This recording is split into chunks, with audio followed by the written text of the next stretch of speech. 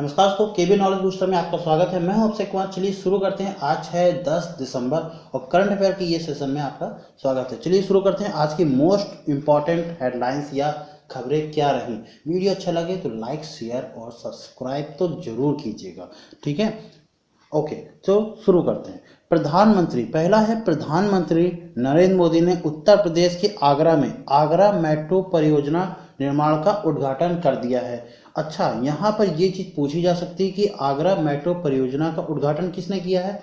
प्रधानमंत्री नरेंद्र मोदी ने किया है। ओके, इसकी लंबाई कुल कितनी है? 29.4 यानी 29.4 किलोमीटर लंबा ये परियोजना है। और इसको लगभग दिसंबर, इसका देखिए 5 चरण या 6 चरण होंगे कुछ, ठीक है। उसके बारे में कंफर्म अभी नहीं है इसका, पर पहला चरण जो है यानी कि पहली जो पोजीशन है, स्टेप फर्स्ट जो है, वो इन्होंने कहा है भाई। इसमें जो सीएम है वो यही बोलेंगे, कौन है?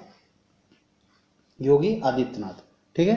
तो उन्होंने कहा है कि हम दिसंबर 2022 तक इसका पहला चरण तो हम पूरा कर लेंगे। अच्छा, इसके अंतर्गत कितना खर्च आएगा? लगभग 8,380 करोड़ रुपए तक का खर्च आने की संभावना है, ठीक है। मुझे इतना डाटा मिला है कि 8,380 करोड़ रुपए तक संभावना है। और ये किस लिए बनाया जा रहा है? देखिए, ये ताजमहल हो गया, आगरा किला हो गया और सिकंदरा हो गया। इन सभी जो फेमस ये पर्यटक स्थल हैं, यहाँ पर बहुत सारे पर्यटक आते हैं। लगभग 50 से 60 लाख पर्यटक हर महीने आते हैं। तो इतना नहीं, हर महीने सॉरी, हर साल आते हैं, ठीक है। तो इतना पर्यटक जब आते हैं तो इनकी सुविधा बहुत अच्छी हो जाए, इनको बहुत अच्छी सुविधा मुहैया कराया जाए, इसलिए इसका कराया जा रहा है उद्घाटन या शुभारंभ, ठीक है। तो आप बस इतना ध्यान रखिए कि नरेंद्र मोदी ने क्या किया है, आगरा मेट्रो परियोजना का उद्घाटन किया है। ये कितने मीटर लंबी है, सॉरी कितने किलोमीटर लंबी है? तो 29.4 किलोमीटर लंबी परियोजना है। और ये इसकी लागत कितनी आएगी? 8,380 करोड़ रुपए के आसपास लगभग आएगी, ठीक है। अब नेक्स्ट देखते हैं। नेक्स्ट है कि निजी क्षेत्र के बैंक, आईसीआईसीआई बैंक की बात करें हम तो सभी ग्राहकों के लिए भुगतान की बैंकिंग सेवाएं प्रदान करने के लिए आई मोबाइल ऐप का उद्घाटन या नया वर्जन लॉन्च किया है, ठीक है। आपको बस याद क्या रखना है कि आईसीआईसीआई बैंक ने अभी हाल ही में किस ऐप का शुभारंभ किया है या वर्जन लॉन्च किया है? तो वो है आई मोबाइल पे, ठीक है। आई मोबाइल पे ये लॉन्च किया है। इतना ही पूछा जाएगा। और अगर इसके स्टैटिक पार्ट्स में पूछा जाता है तो वो ये पूछा जाएगा कि आईसीआईसीआई बैंक का मुख्यालय कहाँ पर है? तो मुंबई में है। कहाँ पर है? महाराष्ट्र के मुंबई में। अच्छा, एक और चीज पूछी जाती है कि सीईओ कौन है? सीईओ और एमडी, यानी कि हालांकि कभी कभी अलग भी होते हैं, पर लगभग एक ही, दो पोस्ट को एक ही आदमी संभालता है। मैनेजिंग डायरेक्टर और चीफ एग्जीक्यूटिव ऑफिसर, ये दोनों एक ही संभाल रहे हैं इस समय प्रेजेंट टाइम। वो है संदीप बख्शी। कौन है? संदीप बख्शी। अच्छा, अगर बात करें कि टैगलाइन की, ये भी पूछी जाती है कि आईसीआईसीआई बैंक की टैगलाइन क्या है? तो हम है ना ख्याल आपका। क्या टैगलाइन है? हम है ना ख्याल आपका। नेक्स्ट देखते हैं। केंद्र सरकार ने जीएसटी प्रणाली के अंतर्गत आने वाले जितने छोटे करदाता हैं उनको त्रिमासिक रिटर्न फाइलिंग हो या मासिक भुगतान कर हो, यानी quarterly return filing, monthly payment of tax योजना की शुरुआत की है। तो ये जीएसटी की जो त्रिमासिक और मासिक भुगतान प्रणाली है उसने किसने शुरुआत की है? तो केंद्र सरकार ने इसकी शुरुआत की है। अच्छा, इसको लेगा कौन? इसको लेगा, यानी इस टैक्सेस को कलेक्ट कौन करेगा? तो सीबीआईसी। कौन कलेक्ट करेगा? सीबीआईसी। मैं इसका फुल फॉर्म बता देता हूं आपको, थोड़ा सा बड़ा जरूर है। Central board of indirect tax and customs. क्या है? Central board of indirect tax and C for customs है। और सीबीआईसी के अध्यक्ष कौन है इस समय? एम अजीत कुमार। कौन है? एम अजीत कुमार। ये आपको याद रखना है, एम अजीत कुमार इस समय अध्यक्ष हैं। और सीबीआईसी आई थिंक वित्त मंत्रालय के अंतर्गत आता है। ये नहीं देख रहे, ये आता है वित्त मंत्रालय के अंतर्गत।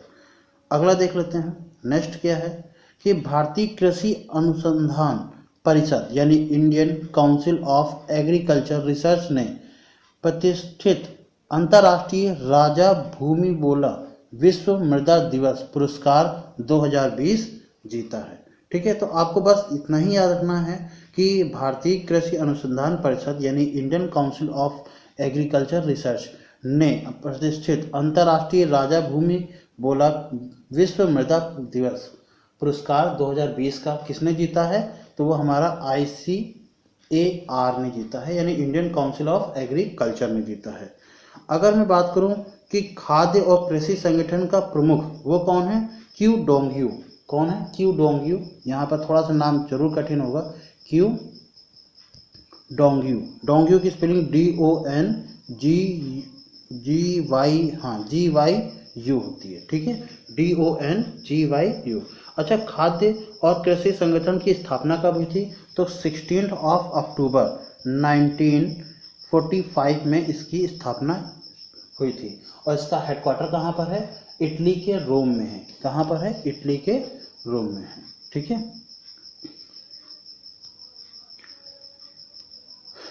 नेक्स्ट देख लेते हैं। पत्रकार लेखक राज कमल झा ने अपने उपन्यास द सिटी ऑफ द सी, क्या? द सिटी ऑफ द सी के लिए तीसरा रविन्द्रनाथ टैगोर साहित्यिक पुरस्कार जीता है। तो आपको बस इतना याद रखना है कि Raj Kamal Jha the city of sea, the city and the sea का रविन्द्रनाथ टैगोर का साहित्यिक पुरस्कार जीता है, ठीक है। आपको इतना याद रखना है। ये रही उनकी इमेज, आप इनको देख सकते हैं। ये हैं राज कमल झा और इन्होंने जीता है तीसरा रविन्द्रनाथ साहित्यिक पुरस्कार। और इन्होंने कौन सी उपन्यास लिखी है? द सिटी एंड द सी, ये उपन्यास इन्होंने लिखा हुआ है। नेक्स्ट देख लेते हैं। ऑल इंडिया रेडियो के लेखक मधुकर गंगाधर का निधन हो गया। बस आपको ये ध्यान रखना है कि मधुकर गंगाधर कौन थे? ऑल इंडिया रेडियो के लेखक थे और इनका हो गया है निधन, ठीक है। तो ये आर्बिट्रेरी पूछी जा सकती है एग्जाम में।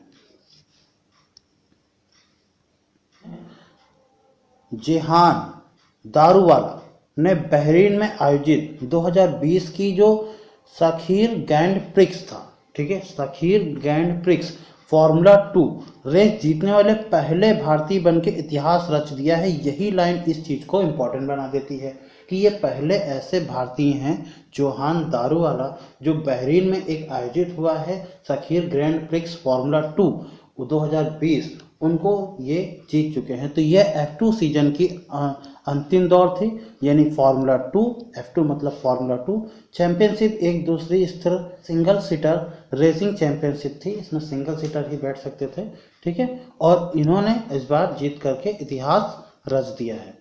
अब यहाँ से होता है हमारा करंट अफेयर का सेशन समाप्त। आपको वीडियो कैसा लगा जरूर लाइक कीजिएगा, सब्सक्राइब कीजिएगा, लोगों तक पहुंचाइए, शेयर कीजिए। तब तक के लिए जय हिंद।